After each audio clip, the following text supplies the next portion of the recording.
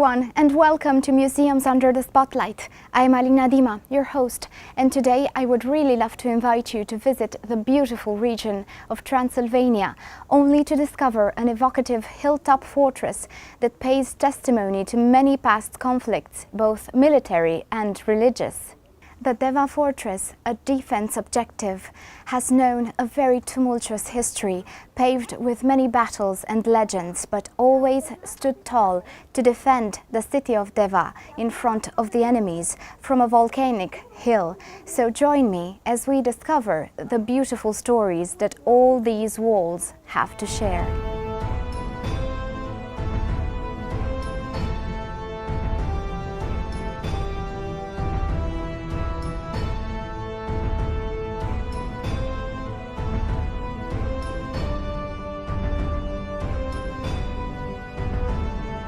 The beautiful city of Deva dates back to Dacian and Roman times and is set on the left bank of the Mureș River.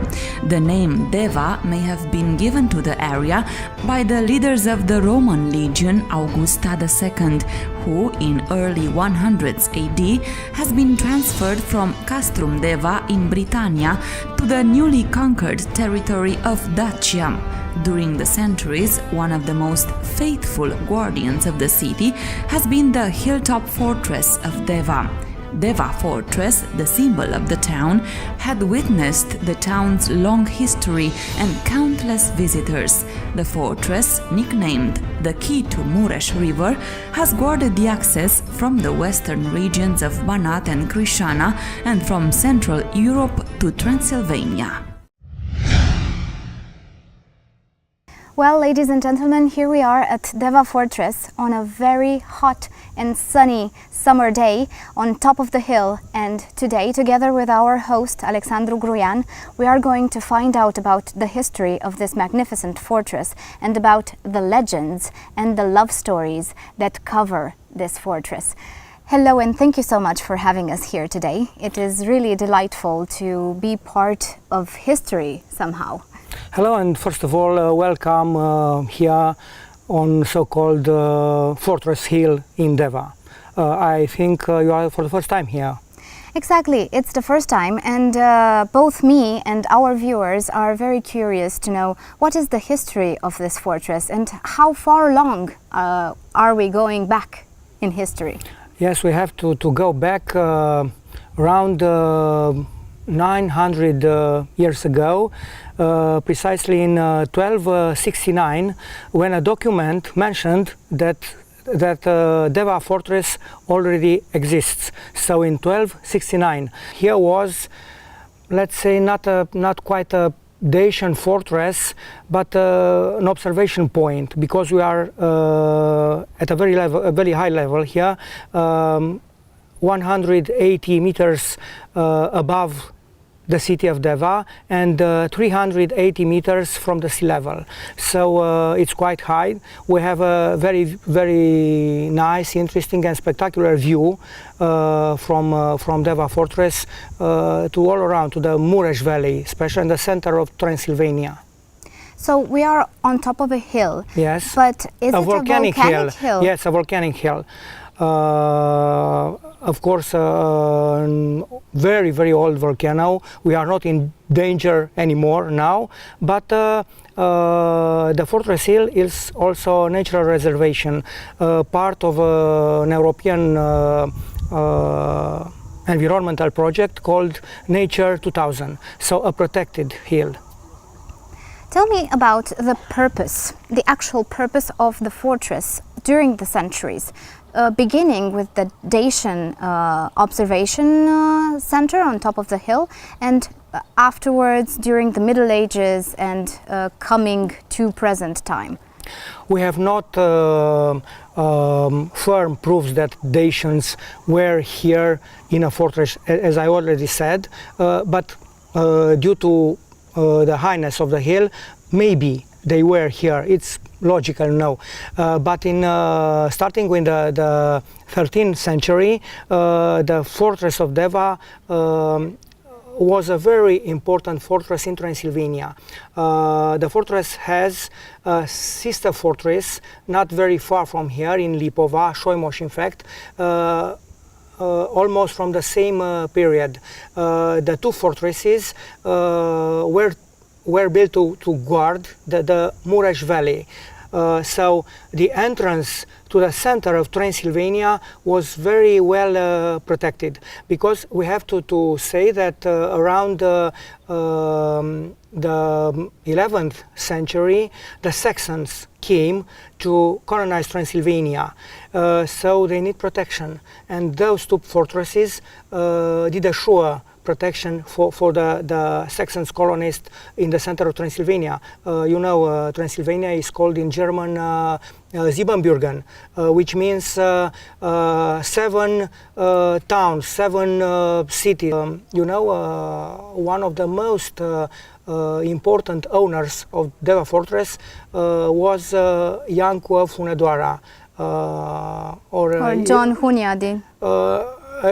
Let's say then János Hunyadi.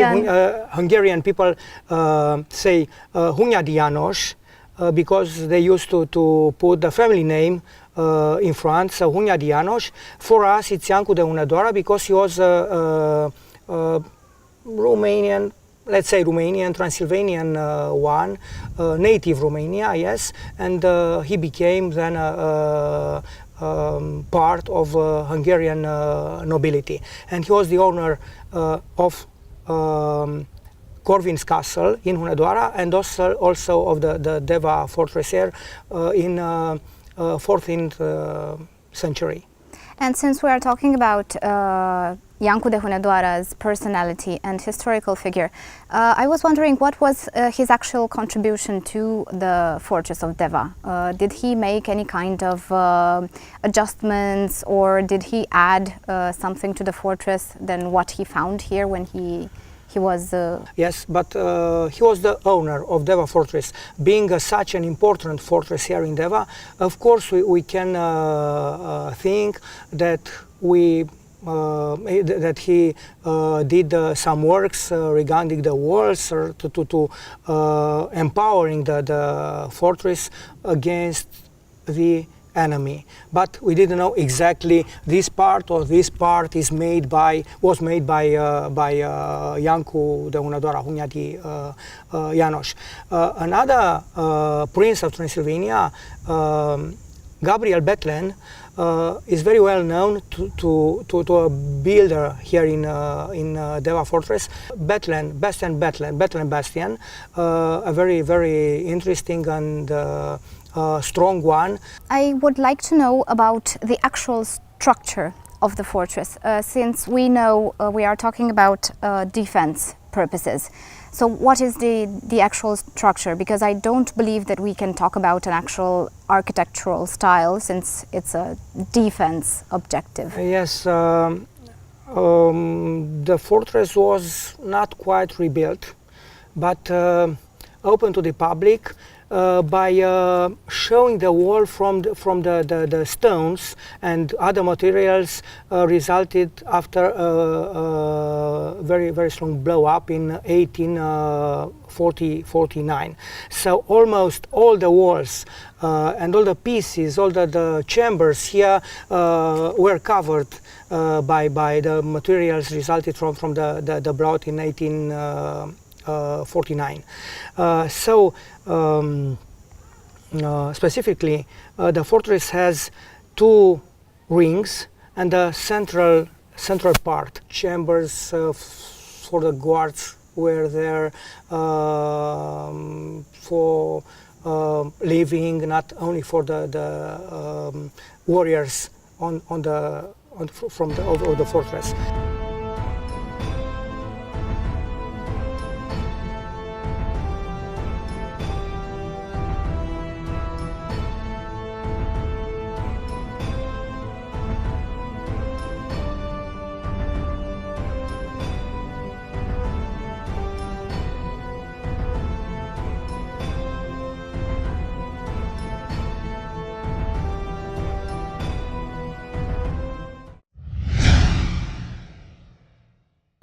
Since we are talking about a defense objective, I was wondering what are the battles worth mentioning in the history of the fortress? Its history, the fortress of Deva was attacked many times, but by small groups of warriors, because here we had a garrison in the fortress, about 50 warriors. So they defended sometimes successfully, sometimes not, this fortress. Some legends or stories told us that Deva Fortress was never conquered, but it was.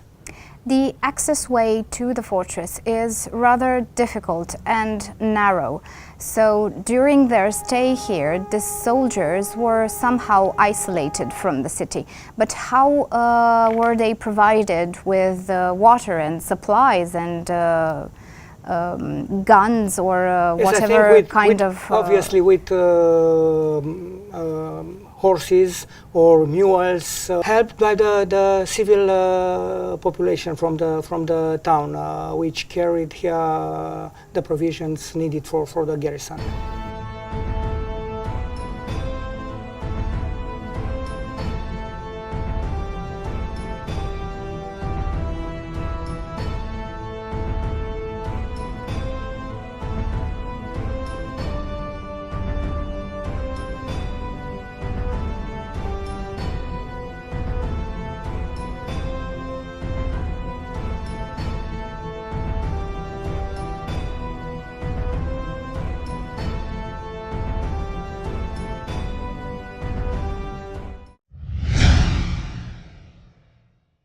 I am quite sure that since we are talking about a fortress that survived so many centuries of tumultuous history, legends have a birthplace here in the Deva Fortress.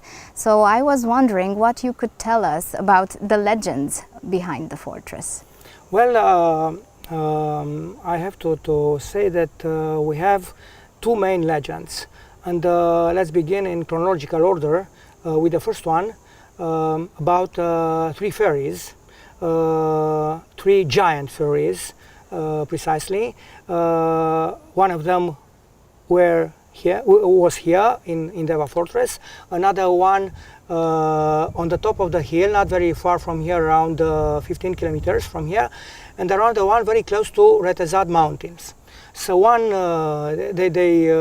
those three fairies were very good friends, but one day one of them was very angry against the other. So being a giant, she took a very big piece of stone and launched the stone through the other one.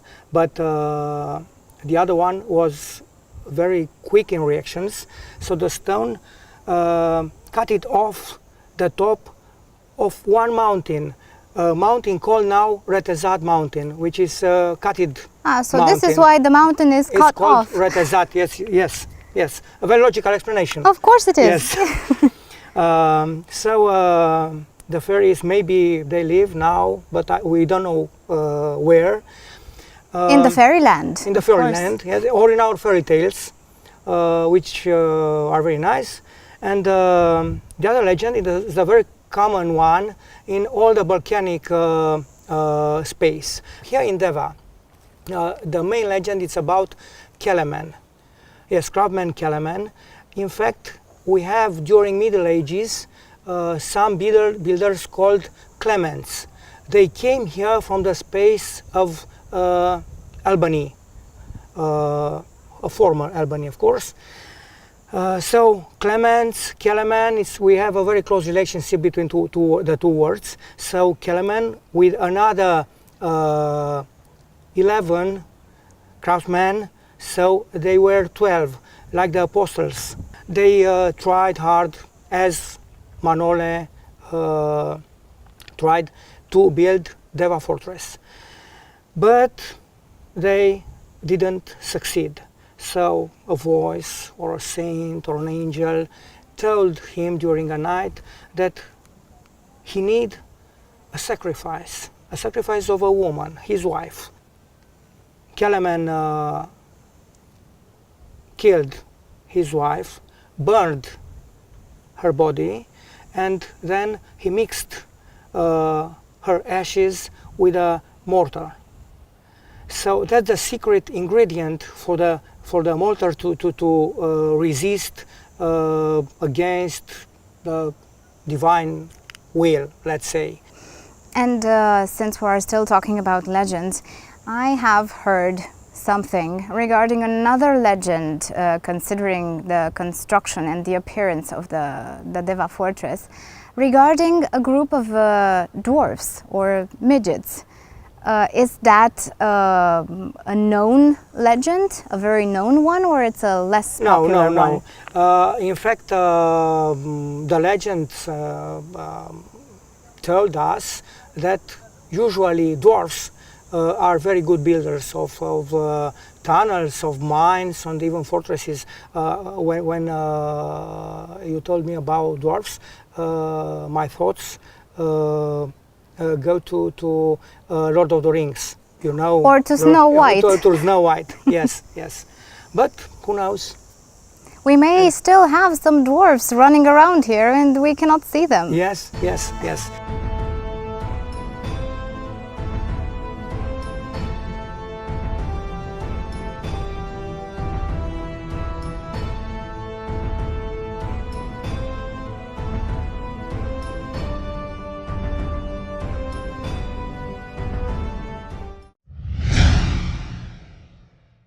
During the centuries, I am quite sure that we can talk about romance also.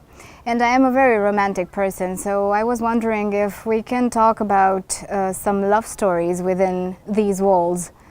You will be delighted if I will say that yes, we have a very beautiful romance story, and it's not a legend, it is a true story about a very beautiful woman named Maria Secchi. So around 1610, a son of former Prince of Transylvania, Gabriel Bethlen, married with Maria Secchi. She was very, very young. So after a few years, unfortunately, her husband died. And then another year, and after a few years, she married again with a very old nobleman. He took her to his residence somewhere near Satu Mare, but she was not pleased at all because he was very old. So one day in 1627, she decided to run from her husband, and she came in Deva, and he came after his wife, but with a small group of soldiers. She did refugee here in the fortress of Deva, and she resisted here 3 years until she, being the owner of the fortress, she did sell the fortress to another, and that's the story end. We don't know what Maria Secchi did after 1630, the year when she did sell the fortress, but we know that she was so beautiful that she was called Venus of Murani. So we do have some portraits of her. Yes. She was very well known. She was a noblewoman, a very rich one. If she was the owner of a fortress, and let's say that it was not usually for a woman to be supported by the soldiers because she did stay here for 3 years.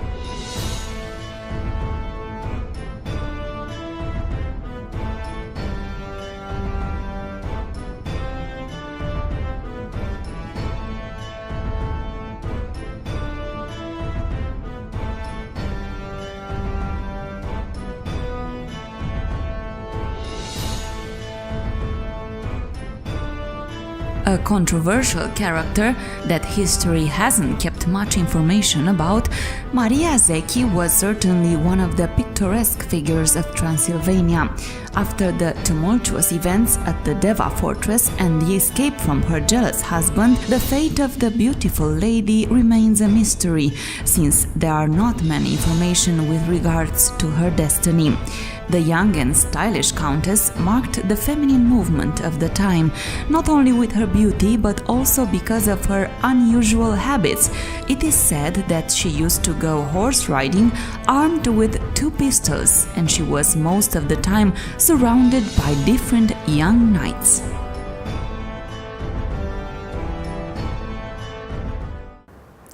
Well, ladies and gentlemen, I really hope that you have enjoyed traveling back in time with me today in order to hear the stories about bravery, honor, noblemen and ladies that are still an example for future generations.